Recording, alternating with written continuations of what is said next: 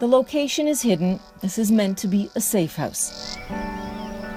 The natural setting evokes peace and a sense of freedom. For months, this rural healing lodge sheltered Lauren Chopek and cradled her with the love and protection she so needed. It's really important because if I didn't come here, I probably would have died or something. I remember waking up some mornings just really thankful that I'm not in a crappy, unsafe place in a city somewhere, but I can look outside and hear all the birds and it's peaceful. Just 14 when she arrived, Lauren had already survived a lifetime of pain. An emotionally troubled child, Lauren would at times run away from home. Eventually, she fell victim to sexual exploitation and trafficking on the streets of Winnipeg. The breaking point came when Lauren went missing for 9 days, lured to a hotel by an older man. I'm pretty sure I was telling him I was 20. People used to believe me when I would say I was 20 years old. Now, when I think about that, I was only 14. I looked like a freaking child.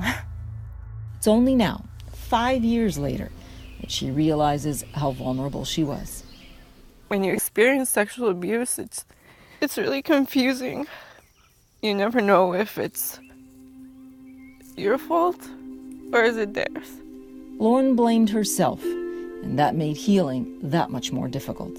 Before I moved here, I used to blame myself. And even during the time I was living here, I used to blame myself for everything. I would say, I let them do that to me. I'm dirty. It's my fault.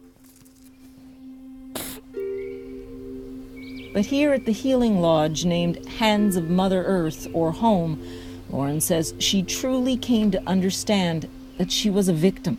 Home helped her connect with indigenous culture and promoted a spiritual path to healing that no one had ever shown her before.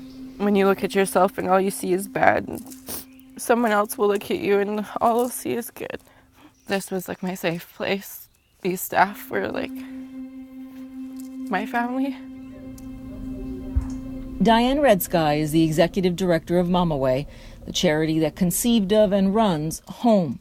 She says the fact that Indigenous youth comprise the majority of sex trafficking victims in Manitoba means rehabilitation programs need a special cultural and spiritual focus. The Indigenous community is really rising up and has been the leaders in the forefront on the healing that needs to happen, on looking at the prevention pieces and supporting victims. And there's a very unique way to support victims. It's not to criminalize them anymore or to victimize them any more than they already have been. It really is, as we say, loving them back to health. When she was here, Lauren embraced a traditional Indigenous spirit name. She is Striking Eagle, and she says she is starting to believe in what that name stands for, a person who will leave a mark on this earth. Paula Newton, CNN, in rural Manitoba.